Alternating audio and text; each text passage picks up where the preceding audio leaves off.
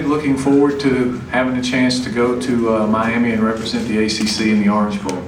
The guys up here, let's see, we got Derrick Morgan at the end, Dwyer, and Scott Blair, our kicker, who had a great game. So I guess we throw it over for some questions. Okay. Raise your hand, please. Let us get the handheld mic to you. Let us know who you are and who you're with. First one to our left. Rod McKenzie, GoJackets.com. Coach, John was pretty quiet most of the game, but in the fourth quarter, when you really needed him, he really picked it up, it seemed. Well, he did. They, for the most part on the option, they were taking John.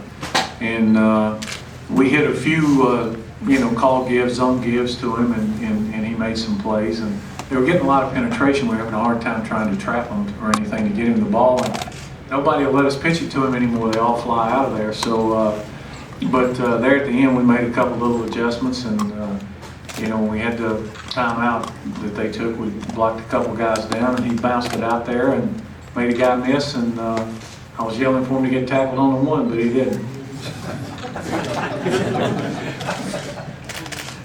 Front row. For any of the players, Heather Dinich with ESPN.com. I mean, 5 minutes left in the game. You guys have a job to do. You have to score. Can you just talk about the confidence that you guys have? It seems like a lot of people watching, you just assume you're going to score, no matter how much time is left on the clock. How's the mindset for you guys during that time? Well, I think that we just went out there and just realized that we're not going to lose this game. There's no way that we're going to lay down and give up. So everybody was boosting everybody up, telling everybody we're going to score, we're going to make a play, and we just went out there and did it. Back to the rim. Coach Leo Haggerty, Night Sports Production, Tampa, Florida. 2 questions real quick. You've had 2 signature wins in the major programs you've been at, Navy out at Notre Dame and this one tonight. Where does that rank? And second, were you in 4-down territory on that last drive no matter what was happening? Sure. We usually are in 4-down territory. If you watch our games, nobody punts. This one ranks up there. I think that when we took the job at Georgia Tech, this is the reason we took it. To have a chance to compete and go to BCS bowl games. And it's like I told our guys in the locker room, I'm proud to be their coach. They worked hard, they deserve it. And now we got to get ready to go represent the ACC. Back left. Mark Bradley from the AJC. Paul, on the 4th and inches on the last drive, you sort of scooted way out of the coaching box.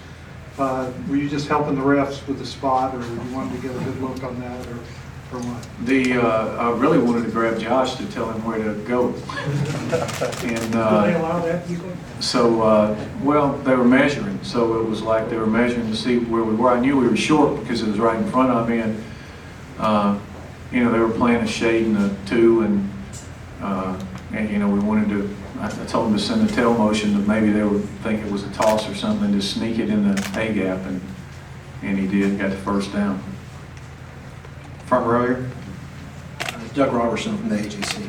Coach, you've talked a lot about the lack of senior leadership or senior experience on the team. Can you talk about the future of the program now that y'all won the title and what's coming up? Well, I don't think I said anything about lack of senior leadership. We just have a lack of seniors. And that's evidenced by our captains that were elected. We got 3 juniors who were elected captain of our football team. I think we have 6 scholarship seniors on our team. And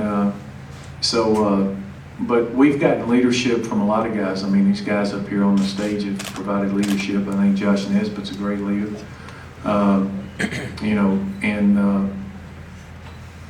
Hopefully we're building a program that'll be here for a while. That's the idea. We've got some young guys. We were able to redshirt a lot of our freshmen this year, especially on both lines of scrimmage. And in fact, if we'd had to play any longer tonight, we were out of offensive linemen. We were slap out.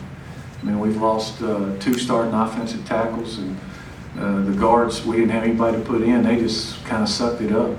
So it was. It's going to be a good time to take a few days off before we have to come back and practice, and hopefully we'll get some guys back. Front row again. Chris Higginson, 6A, the Fan Atlanta. Derrick, if you could talk about trying to stop C.J. Spiller tonight. We really did a good job of stopping him. He had a really good game. Like I've been saying all week, we're the type of guy of that caliber usually got to try to contain him. And you know, he had a really good game. He's a really talented player. You know, he obviously got for the Heisman. So, you know, he had a really good game. Like I said, all you can do is really try to contain a guy like that. Back left. Brian Turner, SouthernBigTen.com. Scott, can you just talk about what it means to you to come out here on the stage and really just help your team win tonight? It was a big game. Had a good day. I don't know. I mean, it was huge.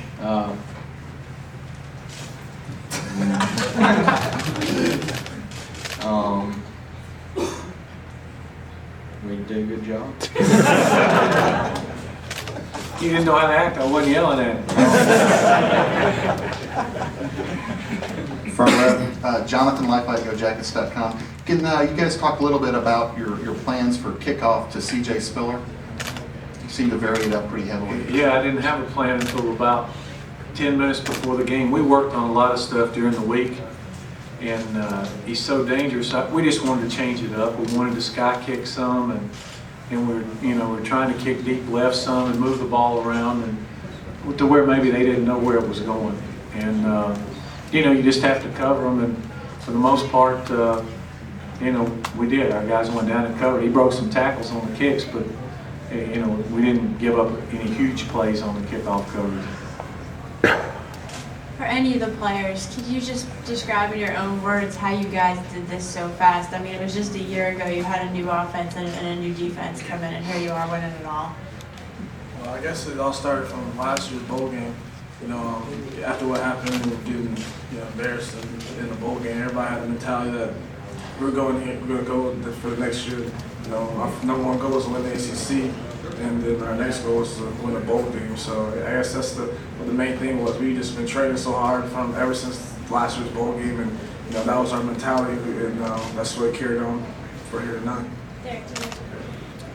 I mean, I think it goes back to all the way to our 07 class. We came in here with the mentality that we're going to win a championship and we're going to try to take this program to the next level. And just piggyback on what John said, we've been just working hard, since Coach Johnson got here. And that's the winter workouts, coaches runs, all-season conditioning, all that stuff. So, a lot of hard work and time went into the season, and it's paying dividends. To our left. Coley Harvey with Macon Telegraph. Derrick, of course, you had the sack that pretty much iced the game. Can you kind of talk about your emotions on that play? And also for anyone, what does this do after last week? How does it take away that sting from last week? I mean, definitely after the loss to Georgia, everybody had a bad taste in their mouth for the whole week. So, it kind of motivated us to have an intense week of practice and really get out there and prepare good. And just in that last play, just really was praying the whole game, praying that last play, just trying to will my way to make a play and give all the effort I could and came up with a play. Back to the room. For all three of the players, we had about 24 hours straight of rain until this morning. On offense, defense, and kicking, how treacherous was the field conditions for you today? Me personally, I slipped a couple times out there. I probably could have had a sack and I slipped and just had some bad play. But we kind of expected that. It's been raining since we got down here on Friday, so really was just trying to get some good footing, but kind of slippery. Yes, I would agree with Derrick. A lot of players were slipping, and from both teams. So I guess that was Coach already told us before. People already told us before that it might rain or something like that during the week.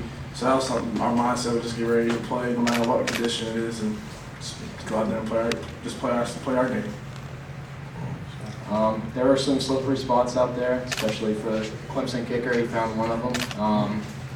But I guess for the most part, my spots on the field were pretty good and got a firm plant. But To our left. Kelly Quinlan, JacketsOnline.com. I was just wondering, Coach, the switch to the 3-4 defense for a lot of the game. I know it's precipitated by injuries, but I mean, were you surprised that you were able to pull that off and basically 1 week make a complete change defensively again? I'm not sure we did pull it off.